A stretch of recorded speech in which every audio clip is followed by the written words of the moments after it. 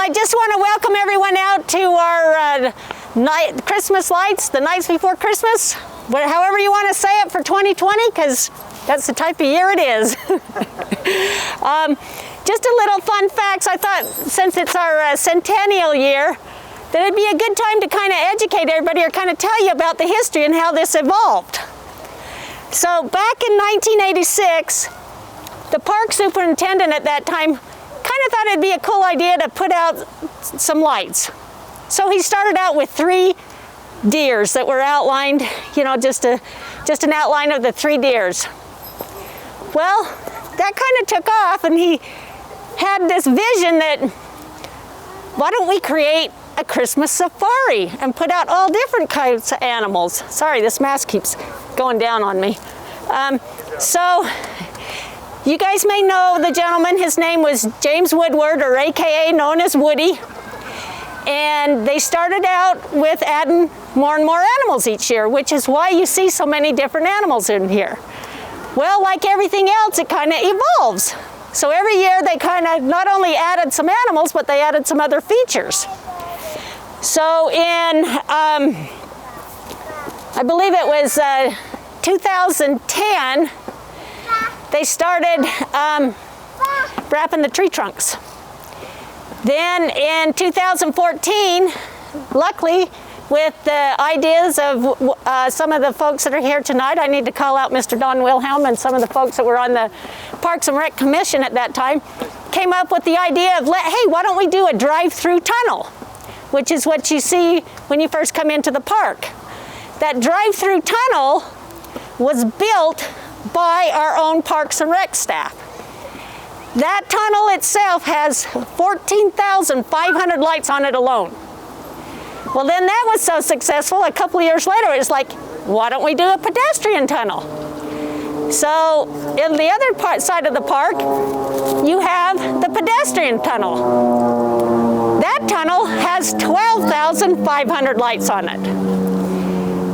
So you can see how this has kind of evolved over the years.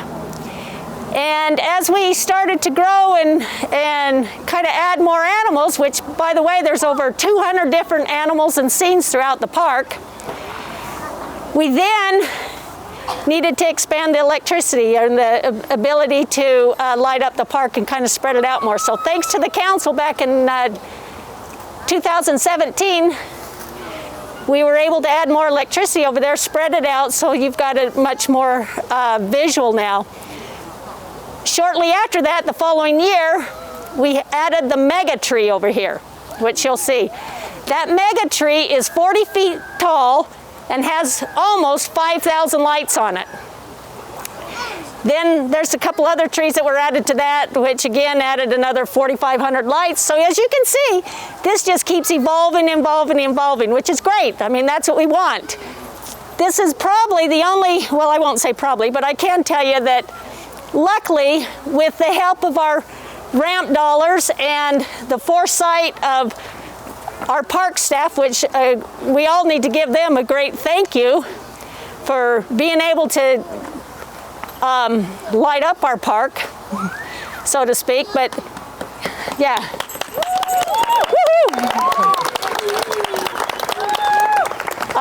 Just so you know, they actually have to start in usually around the last week of September, first part of October, and they start putting up all the lights in the trees and kind of get it ready for tonight.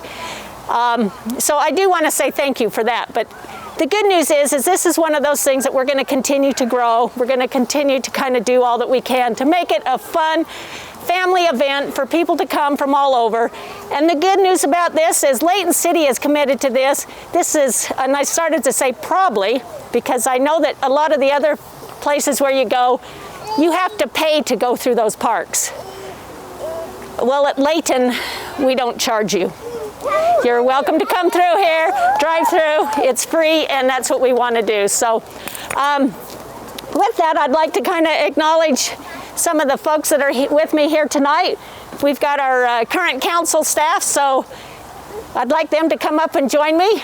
So I have Mr. Clint Morris, Don Fitzpatrick, we got Zach Bloxham, Dave Thomas, and our Mayor Pro Temp, Tom Day. So for those of you that we haven't had a chance to kind of be out in the public too much this year, but I thought it'd be great so that everybody knows who your acting council members are this year and what great sports they are in helping us kind of bring the festivities to our park this year in donning their favorite hats, it looks like. But the fun thing about tonight is really we want this to be about the kids. And we kicked this program off with a coloring contest, and we had all the kids that wanted to participate to submit their papers to the Parks and Rec department, and then they were able to select a winner. And we've got a cute little 7-year-old with us here tonight, Miss Eleanor. Would you like to come up and join us? Woo-hoo! I'm going to take this off and kind of, so Eleanor, I'm going to ask you, oh, well here, let's do this. So tell us, now you're 7 years old, right? Mm-hmm. Okay. What are some of the fun things you like to do? Play outside. Good. What do you want for Christmas this year? Is that up to her mouth? I don't know. You don't know? Oh, well, did you ever think you'd be able to turn the lights on in the park like this? No. Nah, that's cool, huh? Do you realize how special you are to be able to do that? No. Well, you are. You're a big help this year, not only to Santa, but all those elves. And do you remember that one of the games we do in our park out here? Yes. What is it? Up on the shelf. Yes! Yay! So that means this year, with the COVID, we're still going to continue with our Elf on the Shelf game. So I think what we need to do is help that little elf before we turn the lights on. We need to help that little elf get started, don't we? Because each night he's going to jump around to a different animal, and we have to try to find him. And do you know what you get if you find the elf? A candy cane. Yes! Woohoo! So that's right. We're going to continue that, and we hope everyone will be honest, because we'll end up having the candy canes over in our little shack, and we may have to have them just in a bowl. So we'll be on the honor system this year, won't we? Yes. Okay. Let's help that little elf. What should we do to help that elf get going? Dance. All right. Let's do a little dance for the elf.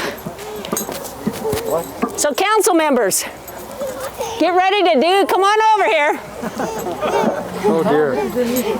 Okay. Because Eleanor is asking us to help get the elf going. So that means we all got to do a little dance here before she flips the switch. Tom, you're not hiding in the dark. Come on out here. Tom Day, dance instructor, right here. This will be a first. Okay, you guys, get over here. We got to get this little elf going, don't we? You want to start us? Yeah, let's get going. Okay, let's get that little dance going. We're gonna dance. Get those jingle bells going, right? Woo-hoo! Dance around. We're dancing. Okay, you ready to turn that switch on? Okay, we're gonna count down from 10, right? Okay, should we start? Okay, we want everybody in. 10, 9, 8, 7, 6, 5, 4, 3, 2,